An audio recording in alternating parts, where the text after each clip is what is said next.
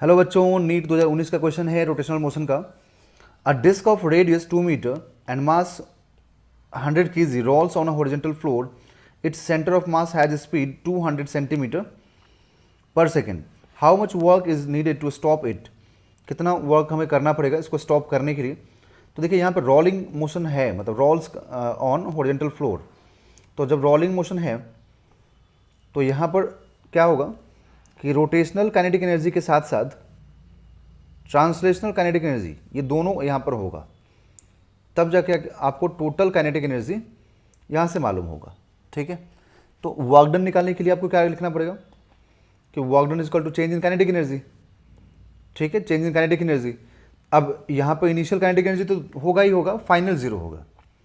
ठीक है, तो आप सीधे क्या करें कि इनिशियल निकाल दीजिए, तो जो इनिशियल काइनेटिक एनर्जी होगा वही इसका वर्क डन होगा। वर्क एनर्जी थ्योरम के according change in kinetic energy is equal to work done, and stop होना है तो फाइनल तो जीरो होना ही है। तो आप यहाँ पे जो भी इनिशियल काइनेटिक एनर्जी निकालेंगे रोटेशनल और ट्रांसलेशनल दोनों का मिला करके, वो वर्क डन के बराबर होगा। अब यहाँ पर क्या होता है ना, ज़्यादातर केसेज में बच्चों कि डायरेक्ट फॉर्मूला अप्लाई किया जाता है टोटल काइनेटिक एनर्जी का, half m v square into 1 + k² / r²। अब अगर किसी को यहाँ पर फॉर्मूला याद नहीं है तो मैं समझा देता हूँ आपको कैसे आप इसको सॉल्व कर सकते हैं।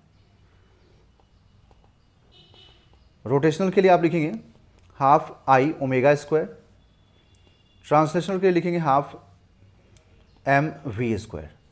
अब अगर कुछ मेंशन नहीं करेगा तो आप प्योर रोलिंग मानेंगे, एंड प्योर रोलिंग के केस में v is equal to omega r होता है, एंड आई को लिख देंगे आप एम के स्क्वायर रेडियस ऑफ गायरेशन के टर्म में।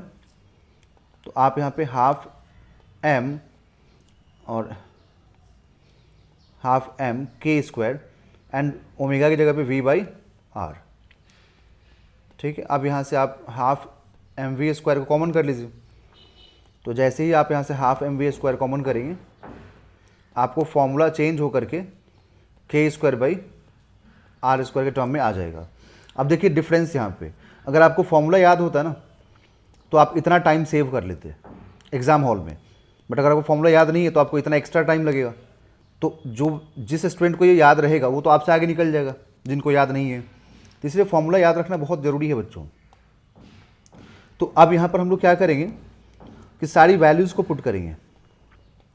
मास कितना दिया हुआ हम लोगों को 100 kg, तो आप 100 kg लिखिए। स्पीड कितना दिया हुआ है 20 सेंटीमीटर है, तो सेंटीमीटर को मीटर में कन्वर्ट करना पड़ेगा, तो 10⁻⁻² और इसका होल स्क्वायर। और यहाँ पर डिस्क है, तो डिस्क का रेडियस ऑफ गायरेशन है ना, तो रेडियस ऑफ गायरेशन जो होता है ना डिस्क का, या जो मोमेंट ऑफ इनर्शिया होता है वो हम लोगों को लिखना पड़ेगा। तो मैं आपको लिख के दिखा देता हूँ। देखिए डिस्क के लिए उसके सेंटर के अबाउट mr² / 2 होता है, दैट इज़ mk² के बराबर होता है। तो जो k² आता है वो r² / 2 मिलता है हम लोगों को यहाँ से।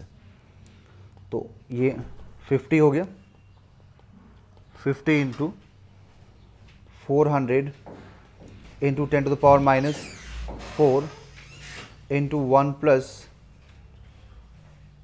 r² / 2r²।